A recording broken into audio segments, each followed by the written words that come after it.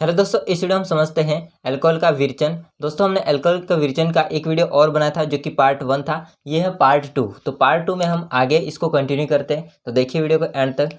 Alcohol के विरेचन के अंदर या निर्माण के अंदर जो तीसरी अभिक्रिया है उसका नाम है ग्रिग्नार्ड अभिकर्मक की कार्बोनिल यौगिकों क्रिया। तो दोस्तों, कार्बोनिल यौगिक क्या होते हैं? तो कार्बोनिल यौगिक कहलाते हैं दोस्तों एल्डिहाइड और कीटोन। ठीक है। और ग्रिग्नार्ड अभिकर्मक क्या होता है दोस्तों? ग्रिग्नार्ड अभिकर्मक होता है, इसका फॉर्मूला होता है RMgX। इसको कहा जाता है ग्रिग्नार्ड अभिकर्मक। इसमें Mg होता है, इस पर पार्श्व या धन आवेश होता है, और X होता है, इस पर माइनस आवेश होता है, और R होता है, इस पर भी माइनस चार्ज होता है। ठीक है। और बंध होता है वो दोस्तों टूटता है R और Mg के मध्य। तो इसको कहा जाता है ग्रिग्नार्ड रिएजेंट या ग्रिग्नार्ड अभिकर्मक। दोस्तों, इसकी अभिक्रिया हम लोग करवाते हैं एल्डिहाइड और कीटोन से। ठीक है। तो हम लेते हैं RMgX, ये है अपना ग्रिग्नार्ड अभिकर्मक। इसकी जगह एग्जाम्पल ही ले लेते हैं ताकि आपको क्लियर हो जाए। ठीक है। R का मतलब होता है कार्बन श्रृंखला। R का मतलब क्या होता है? कार्बन श्रृंखला। तो CH3, Mg की जगह Mg है, और X की जगह कोई भी हैलोजन ले लेते हैं Br। ठीक है। इसकी अभिक्रिया हम लोग करवाते हैं किससे? एल्डिहाइड से करवाते हैं। एल्डिहाइड का फॉर्मूला होता है CH3CHO, जिसमें डबल बॉन्ड के साथ में ऑक्सीजन जुड़ा होता है और सिंगल बॉन्ड के साथ में हाइड्रोजन जुड़ा होता है। आ रही है बात समझ में? क्या होगा इसको समझिए ध्यान से। ये जो बंधित इलेक्ट्रॉन होंगे, ये बॉन्ड होगा वो ऑक्सीजन शिफ्ट कर लेगा, तो इस पर आ जाएगा पार्श्व नेगेटिव चार्ज, और कार्बन पर आ जाएगा पार्श्व पॉजिटिव चार्ज। आपको पता है Mg के ऊपर प्लस चार्ज होता है, बाकी Br और CH3 के ऊपर या R के ऊपर क्या होता है? Minus charge. ये आपका CH3 होता है, वो जुड़ेगा प्लस वाले के साथ में यानी कि कार्बन से, और Mg होता है वो जुड़ेगा ऑक्सीजन से। ठीक है। तो आगे क्या होगा देखिए ध्यान से। दोस्तों, इसको मैं लिख रहा हूं C, इस वाले कार्बन की बात कर रहा हूं। सिंगल बॉन्ड ऑक्सीजन हो जाएगा, ऊपर कर देते इसको।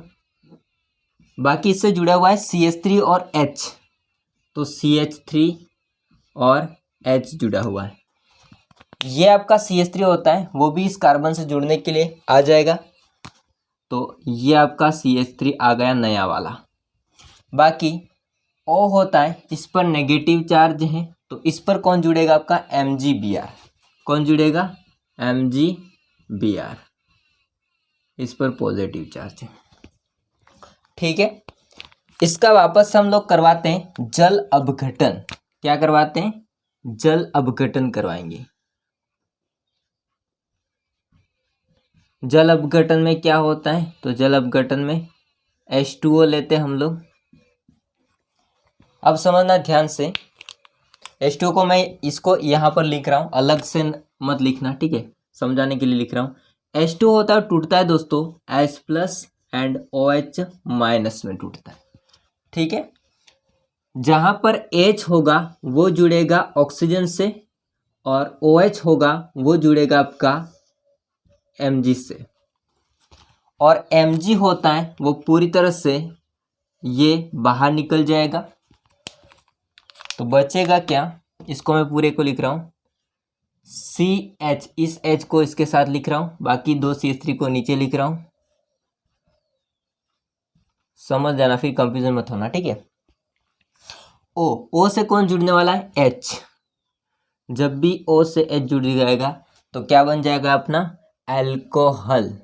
लेकिन दोस्तों, यहाँ पर अल्कोहल कौन सा है? OH जिस कार्बन पर जुड़ा है वो कार्बन दो कार्बन से कनेक्ट है, तो ये है आपका 2 डिग्री अल्कोहल। Mg के साथ में OH जुड़ जाएगा, तो प्लस Mg होता है, उसके साथ में OH जुड़ गया, और इसके अलावा Br जुड़ा हुआ है, तो ये अपना अलग हो जाएगा। ठीक है। और हमको क्या प्राप्त हो गया? 2 डिग्री अल्कोहल प्राप्त हो गया। जब हमने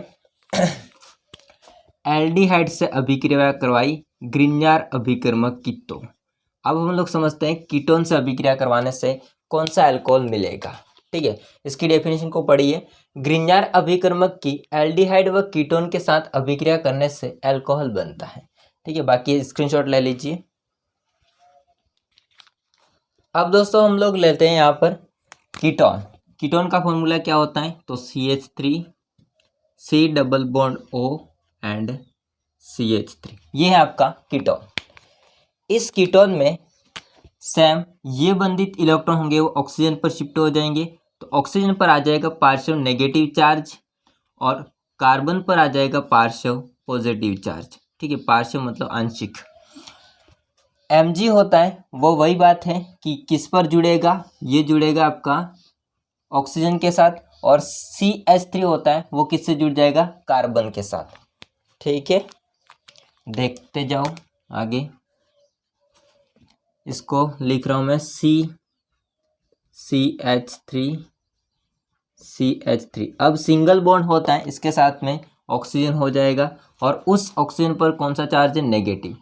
इससे कौन जुड़ने वाला है, पॉजिटिव आपका MgBr, तो पॉजिटिव हो जाएगा MgBr। ठीक है, इस पे चार्ज इसलिए रख रहा हूँ ताकि आपको समझ में आए। बाकी CH3 होता है वो इस कार्बन से जुड़ने वाला है, तो ये आ जाएगा ऊपर।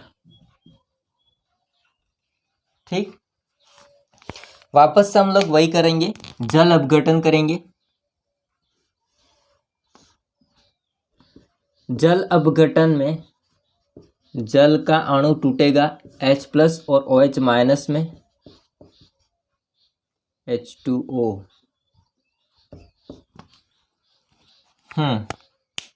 देखिए ध्यान से, इसको मैं लिख रहा हूँ H+ एंड OH-।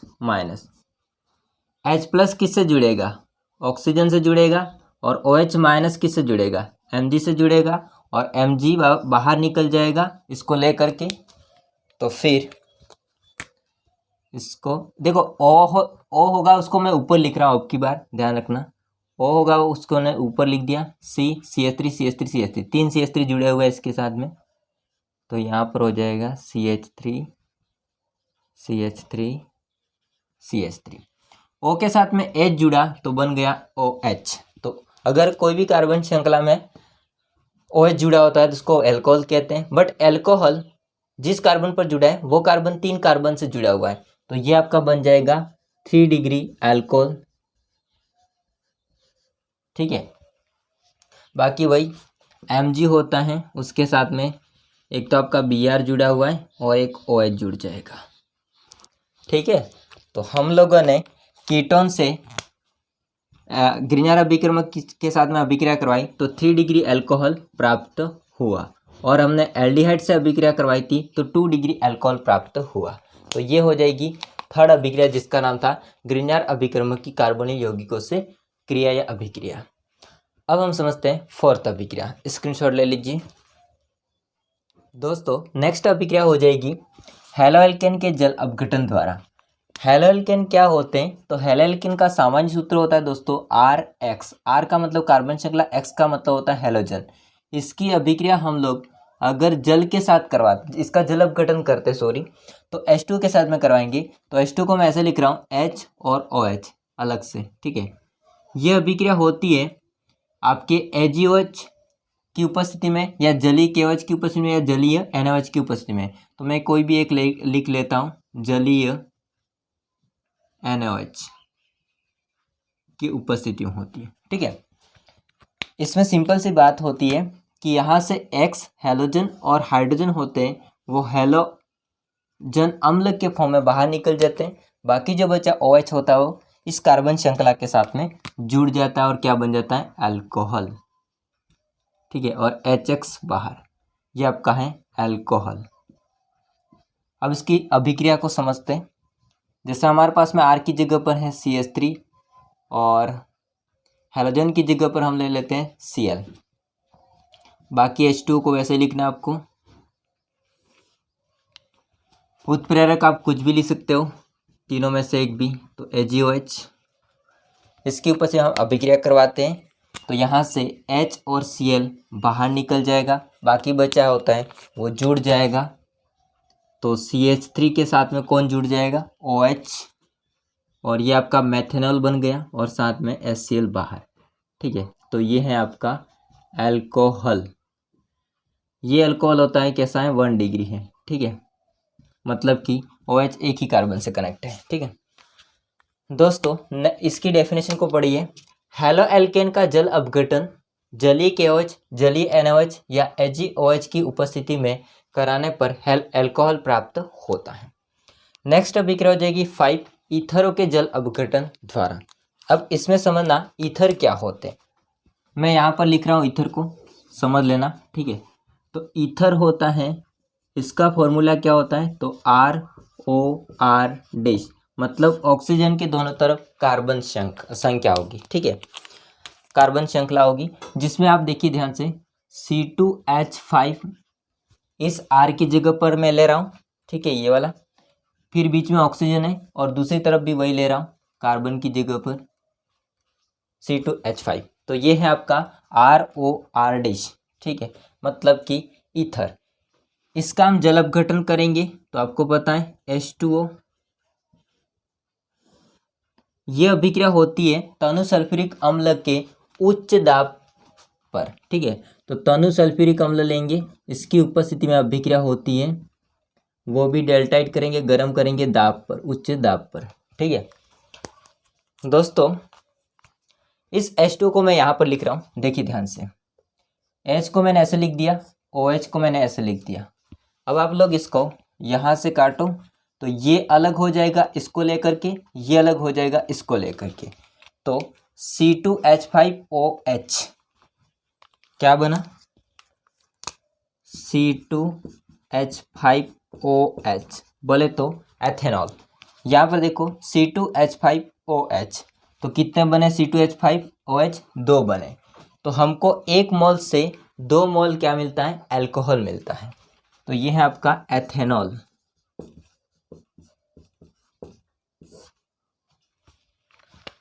ओके, तो इसकी डेफिनेशन को पढ़िए ध्यान से। जब किसी ईथर को तनु सल्फ्यूरिक अम्ल H2SO4 के द्वारा उच्च दाब पर जल अपघटन से 2 मोल अल्कोहल प्राप्त होता है। यहाँ पर अल्कोहल की लब्धि ज़्यादा होती है, मतलब कि ज़्यादा मात्रा मिलता है। 1 लोगे 2 मिलेगा, 2 लोगे 4 मिलेगा, ठीक है। तो ये हो गई 5 तक अभिक्रिया। नेक्स्ट अभिक्रिया देखते हैं हम लोग, स्क्रीनशॉट ले लीजिए दोस्तों। नेक्स्ट अभिक्रिया हो जाएगी एस्टरों के जल अपघटन से, और लास्ट हम पढ़ेंगे प्राथमिक एमीन 1 डिग्री एमीन से। हालांकि एस्टर क्या होता है इसको समझिए। तो दोस्तों एस्टर की यदि मैं बात करूं तो एस्टर का फॉर्मूला होता है RCOOR, इसको डबल O को एक ऊपर कर देता हूं और OR, ये होता है, ठीक है। इसकी जगह पर हम कोई एग्जाम्पल लेते हैं, CH3 C double bond O CH3, ठीक है, ये है अपना एस्टर। इस एस्टर की अभिक्रिया अम्लीय या क्षारीय या एंजाइम की उपस्थिति में जल अपघटन करेंगे, H2O के साथ में अभिक्रिया करवाएंगे, ठीक है। किसके साथ में करवाएंगे, H2O के साथ में अभिक्रिया करवाते हैं।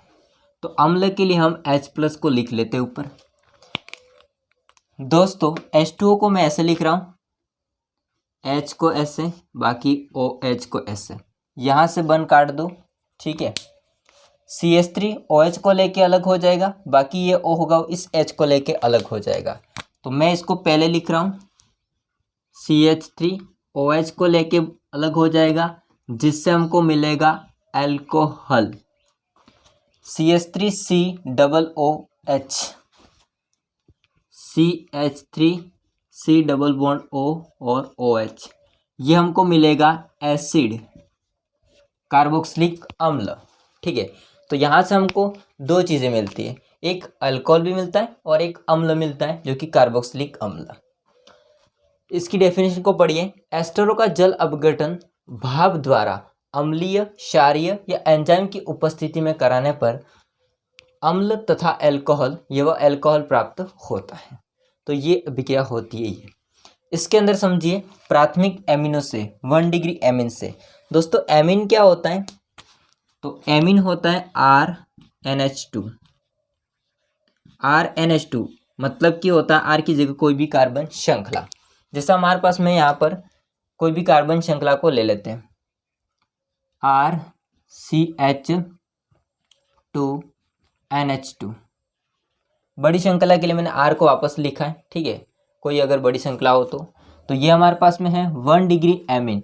1 डिग्री एमीन क्यों? क्योंकि दोस्तों NH2 एक जिस कार्बन पर जुड़ा है वो कार्बन केवल एक कार्बन से कनेक्ट है, ठीक है। अभी तो फिलहाल एक ही है। अब इसकी अभिक्रिया हम लोग करवाते हैं नाइट्रस अम्ल से। दोस्तों नाइट्रस अम्ल क्या होगा उसको समझिए। यहाँ पर आपके सामने लिखा हुआ है जलीय NaNO2 प्लस HCl। यदि इसकी मैं बात करूँ तो दोस्तों इसमें से Na होता है और Cl को बाहर निकाल दो, Na और Cl को बाहर निकाल दो तो यहाँ पर दोस्तों HNO2 बचेगा। तो HNO2 ही कहलाता है नाइट्रस अम्ल, ठीक है। तो इसको हम लिखते हैं HNO2 को। HNO2 है नाइट्रस अम्ल। इसकी अभिक्रिया हम लोग करवाते हैं दोस्तों कम तापमान पर। यह अभिक्रिया होती है तो मैं यहाँ पर लिखूंगा कम तापमान पर। इसमें सिंपल सी बात होती है, कोई ज़्यादा झंझट नहीं होती है। यहाँ से आपका N और यहाँ से आपका N N2 के फॉर्म में बाहर निकल जाता है, प्लस यहाँ से आपका H2 और यहाँ से एक ऑक्सीजन, 2 ऑक्सीजन है ना, एक ऑक्सीजन H2 के फॉर्म में बाहर निकल जाता है। कौन बचा? ध्यान लगाइए, इधर से एक ऑक्सीजन बचा है और इधर से एक हाइड्रोजन बचा है। ये OH के फॉर्म में इससे जुड़ जाएगा क्योंकि ये तो पूरा निकल गया समूह, NH2 तो पूरा निकल गया। तो RCH2 से कौन जुड़ जाएगा? यहाँ से एक ऑक्सीजन, यहाँ से एक हाइड्रोजन। आप इसको अंदाज़ा लगा सकते हैं, हालांकि बाकी इसकी क्रियाविधि में डिटेल से वो हम समझ सकते हैं, ठीक है। तो यहाँ से बन जाएगा आपका RCH2 और OH जो कि है अपना 1 डिग्री अल्कोहल या अल्कोहल। तो दोस्तों टोटल हम लोगों ने 7 अभिक्रिया पढ़ी हैं अल्कोहल को बनाने की, और इसी के साथ में अल्कोहल का जो विरचन होता है वो ख़त्म होता है। अब हम नेक्स्ट वीडियो में देखेंगे अल्कोहल की रासायनिक अभिक्रिया, मतलब जो हमने अल्कोहल बनाए हैं वो अल्कोहल अगर किसी अन्य के साथ अभिक्रिया करते हैं तो क्या उत्पाद देते हैं, क्या प्रोडक्ट देते हैं, इसको बोला जाता है रासायनिक अभिक्रिया।